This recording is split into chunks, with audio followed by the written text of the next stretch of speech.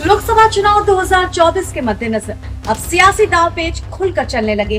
हाल ही में बीजेपी ने एक ऐसा दांव चला है जिससे सपा प्रमुख अखिलेश यादव के पिछड़ा दलित अल्पसंख्यक वाला फॉर्मूला बेअसर साबित होता नजर आ रहा है। पश्चिमी यूपी के दो सियासी दिग्गज पूर्व मंत्री साहिब सिंह सैनी जो कि सपा से है और पूर्व सांसद राजपाल सैनी जो कि रालोद से है, बीजेपी में शामिल हो गए। इससे सपा और राष्ट्रीय लोकदल दोनों को एक बड़ा झटका लगा है, जो कि साथ मिलकर 2024 के लिए चुनाव लड़ने की तैयारी में। सोमवार को ये घटना राष्ट्रीय लोकदल की दलित जाट मुस्लिम और समाजवादी पार्टी के पीडीए यानी कि पिछड़े दलित अल्पसंख्यक फॉर्मूले को कमजोर करने की रणनीति के रूप में देखी जा रही।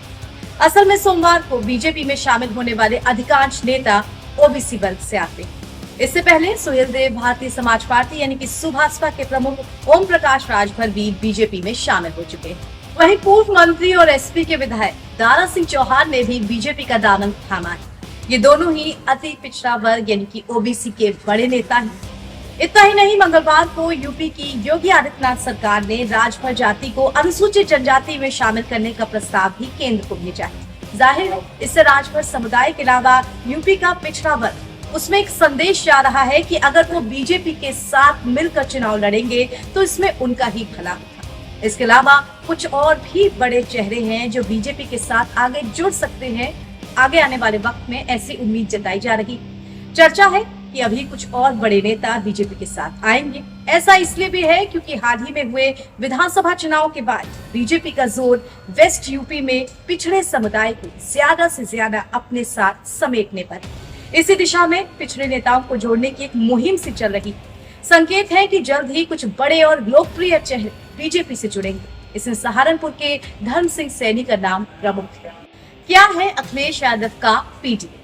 हाल ही में अखिलेश यादव ने पीडीए का एक नया फॉर्मूला निकाला है। खासकर बीजेपी के खिलाफ बने विपक्षी दलों की बैठक के बाद अखिलेश यादव ने कहा कि आने वाले लोकसभा चुनाव में पिछड़ा दलित और अल्पसंख्यक यानी कि पीडीए ये एनडीए की एकता पर जोरदार प्रहार करेगा और बीजेपी पर भारी पड़ेगा। इसके अलावा अखिलेश ने यूपी की सभी 80 लोकसभा सीटों पर बीजेपी को हराने का नारा देते हुए ये भी कहा कि हमारा नारा है 80 हराओ बीजेपी हटाओ।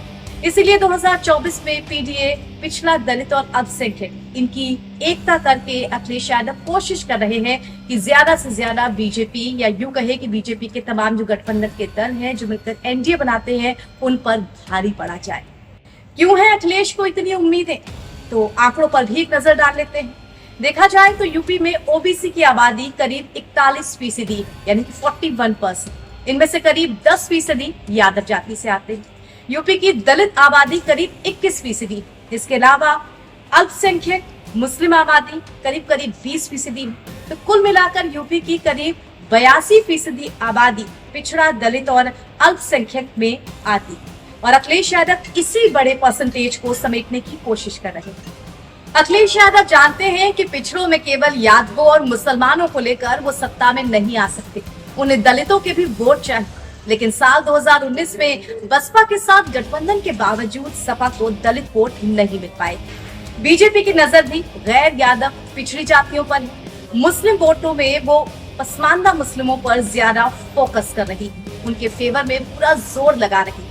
इसलिए अब आगे आने वाले दिनों में इसी कुल मिला के जो 82% यानी कि 82% का जो आंकड़ा है, इसके लिए रस्साकशी हो रही है पीडीए और एनडीए।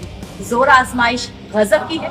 सभी दल अलग अलग नारे, अलग अलग फॉर्मूले और घोषणाएं कर रहे हैं। अब कामयाब कौन होता है ये तो 2024 के चुनाव के नतीजे ही बताएंगे।